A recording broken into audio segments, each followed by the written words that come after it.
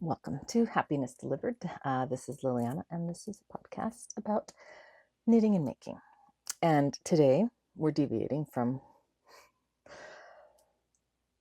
I guess, a pre-existing non-standard format. So therefore, maybe we're following our normal format of being not formatted. All right. So when I decided that I was going to podcast, I said to myself, okay, I'm just gonna embrace the not having an agenda thing. Though the truth is that I very rarely follow an agenda, except I do try to cover certain points, which I guess counts as a loose agenda. Today, we're not really doing that.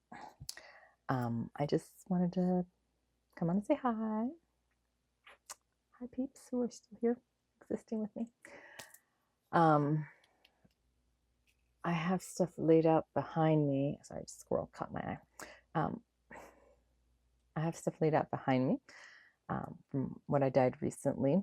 And so then I was like, okay, well, I guess I could spend a few minutes just showing you what's coming to the shop. Oh, and if you heard that, I was waiting for that confirmation. So that will also, look at that. Newsflash, breaking news. So I'm going to cover what I've been dyeing because it's behind me, beside me. It's all over the place. And then I don't know, maybe we'll go on some tangents together. So this is my very, very fancy photography studio. So I was just taking some pictures, but I dyed some linens. I dyed the blue hydrangea. This is looking so perfect. I mean, perfectly the color that it actually is. But Lord, was this a beast? This was a beast to photograph. I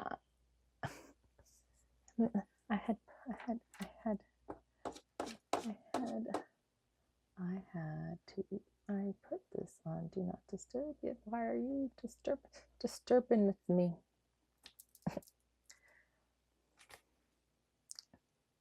My eye. Plot. Back on course.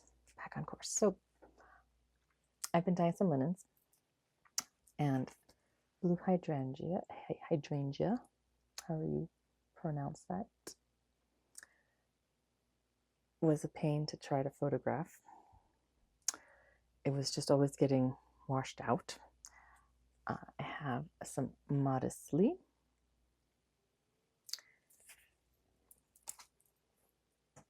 Barefoot. And I had, but now I don't have anymore. I had some of my Let's Flamingo, which is a darker tone to this. This is Sundress Me, because I get to name them what I want. So I think sundress meets sunburned shoulders meets that delightful feeling of undressing. So I have those on linen, plus a couple others that are still on the shelf and hence not here. I added some of my aubergine, and this is on Stillness, which is my 80/20 sock base. And then I haven't listed haven't listed these. I'm doing some shop update rearranging things, so they'll be coming shortly. They're on my to-do list. I also dyed the aubergine on my silk merino base. It's called Solace, and I wish I had the information on the base in front of me to tell you, but I don't want to be wrong. I have a feeling it's a 70-30. If I'm right, someone buy me a prize. In any case, so this is delicious. What else did I dye? Oh, yes. Oh, yeah. I dyed Verge on also the sock 80/20 stillness. And like whenever I see like this little trio together, I get like very excited. This is like my happy place. If I had to pick anything that isn't green, because I like my colors moody and expressive, and you know, the dungeons. No, just kidding. I guess to match the seasons that I like winter and fall.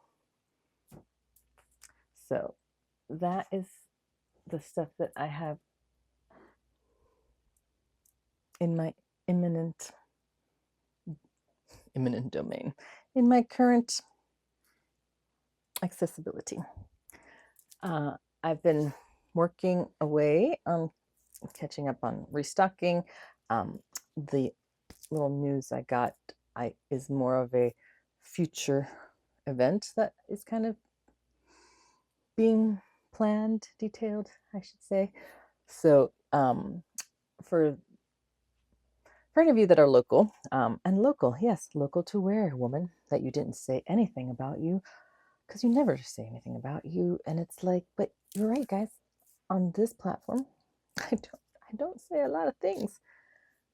But if you meet me, if you meet me in person, trust me, you will learn much. I do eventually know to shut up and leave, but like little Miss Gabba Gabba. In any case, this podcast, this place, this business, this venture, this person that you see in front of you is currently located in the state of Florida, Central Florida. And so, tangent. I take a long way, even when I take the tangent. I don't even take the most direct route. So, my local yarn store, and I say my local yarn store in this instance, as opposed to one of our local yarn stores, is because this particular yarn store is really where I started my business, if you will. I know I wrote some blurb about my parcel story, which I probably edited it. If I haven't, please go check it out. It's probably lame. But in any case, I had started my yarn business when COVID hit, which is a very strange time to start a business if you think about it, when, But for me, at the time, I had a day job and I was working that like normal. It was a work from home setup. And no, just so we're clear, I couldn't do both at the same time. It wasn't like I was chop, chop, chop, chop, however you cook yarn, pretending to cook yarn. I wasn't doing any yarn while I was working that job. It was just that, I guess I say that because I was working my day job and also kind of dyeing yarn and checking it out and seeing if I would like it. And I took it to the local shop and checked there to see if she would be interested in selling it, because at the time she really wasn't carrying a lot of indie dyed yarns, if any. And I kind of wanted to help if I could, to keep things interesting, given that with COVID, she had been closed, well, for that time where people were forced to be closed, or they were closed for health reasons and scared, whatever the reasons may be. They were closed and then they came back limited and they didn't have knit night. And so like it kind of started as my way to, yes, do something that I enjoyed, because it wasn't like I was not enjoying the making of the yarn.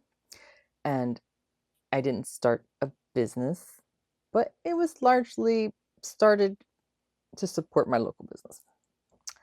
And then, like, eventually, fast forward a few years, I ended up quitting my day job, and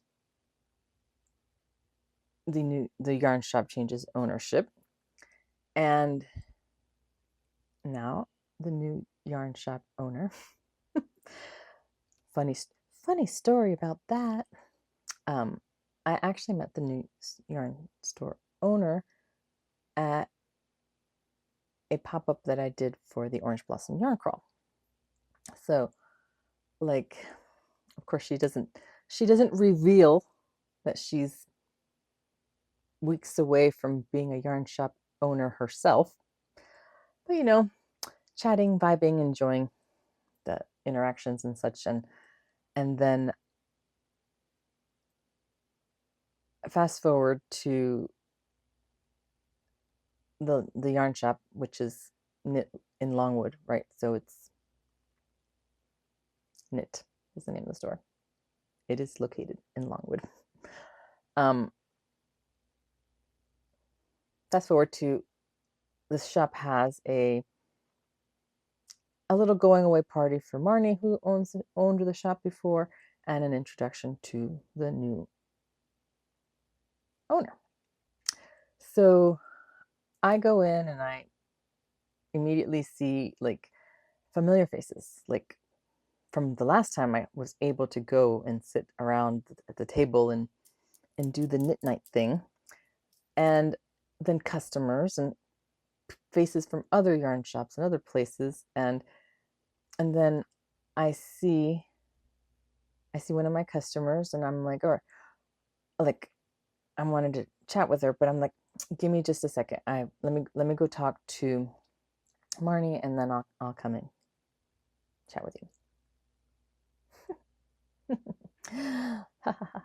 So I go over there and talk to Marnie, and wish her well. Thank you for obviously helping me exist in the space in my early days. And then wishing her well on her next adventure. And then we get to the point, I'm like, oh well, so who are the new owners going to be? Girls, potentially guys, who knows? Ladies and gentlemen, when Marnie points over to my customer and says, oh, this is the new owner. And I'm like, the excitement.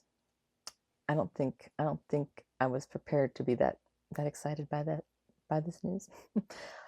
Because for starters, how exciting is it for her, right? Like, that's like every knitter's dream. Where's the lie? We all know it. We all think life would be magical and amazing if we could just own a yarn shop. And then we can be around yarn all the time. And then when we're sitting around knitting, no one will care because it's what you do. You work at a yarn shop. It's completely acceptable. Right? Yeah. I think there's probably not enough yarn store fantasy books out there. In case anyone's interested. Cue it up. In any case. So, Les, who now owns Knit in Longwood, we're planning for a trunk show at some point, this summer. More to come. So if you're local or in the area, stay tuned, because obviously when those details are finalized, I will actually post about it on my Instagram, where I am the most active. I am the most active on Instagram. I also wish to change that. I mean, since this is an agenda-free episode, I do wish to change that. I'd like to be able to completely break free from that, but it is also the main platform with which I post about my business. So how y'all dealing with that? How y'all dealing with that? Because the escapism into the is real, and I'm aware of it, and I really try to reclaim my attention back as much as possible, especially when I find that I have left the app because I was tired of being on the app, and then because my brain autopilots to, oh, I'm holding my phone, where am I going to go for the entertainment? I end up back on the app that I literally just closed. And that's when it becomes a problem for me. Because that means its grip is strong on the system. I digress. My tangents are very tangenty.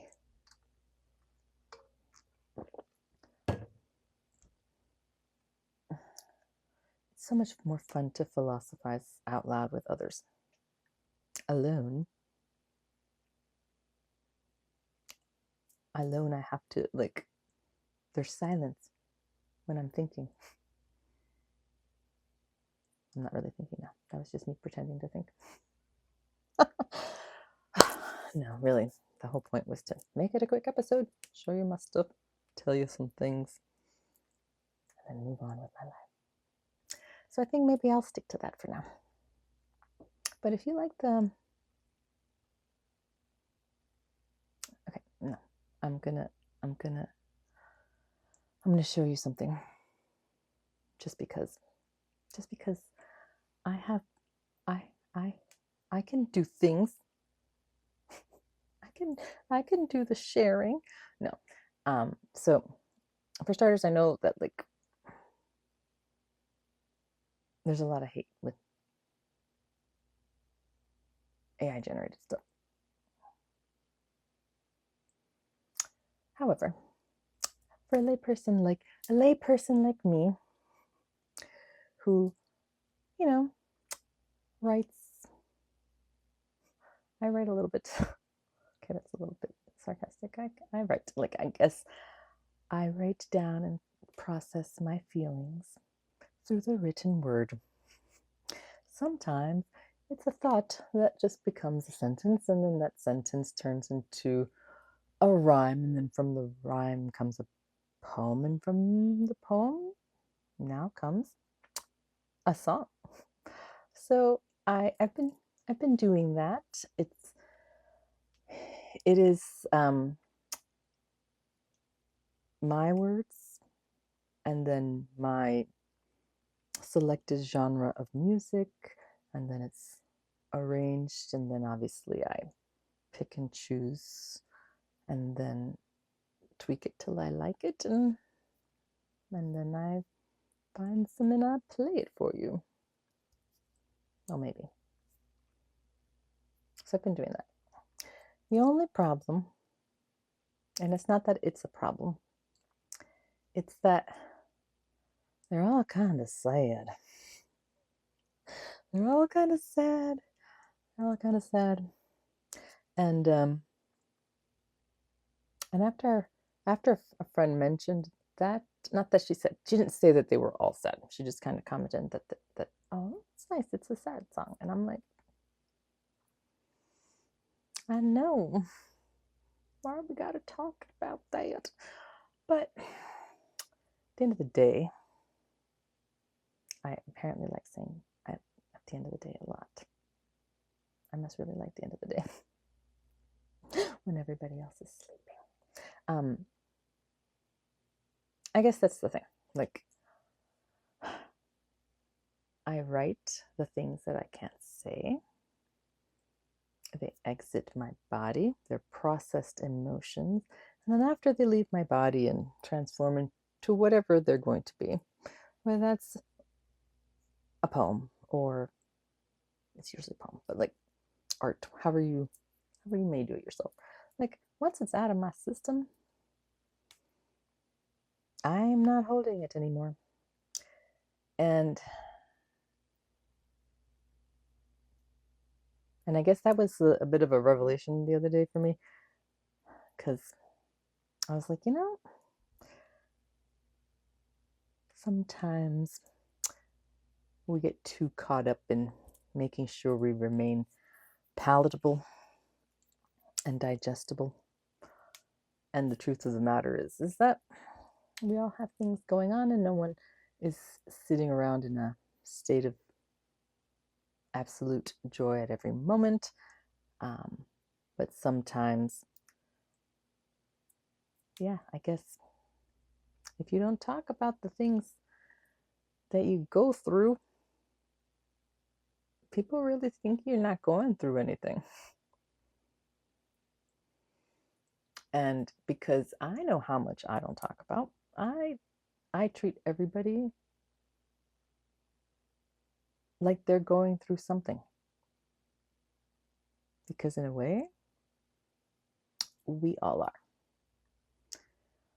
So I'm gonna find the track. I'm gonna find the track, and I'm gonna play that track for you. One of them. I'll pick which one. My musical tastes are varied, so therefore I will pick one that shall not be too much shock or too much awe for the first one. And then I'll leave with that. So thanks for stopping by, listening to me bloody blah. And hopefully I will see you guys again soon. And hopefully I will actually post this. Wish me luck on that.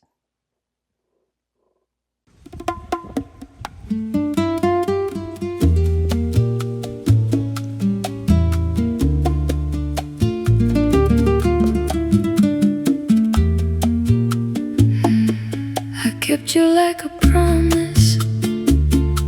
You kept me like a secret. Just being honest.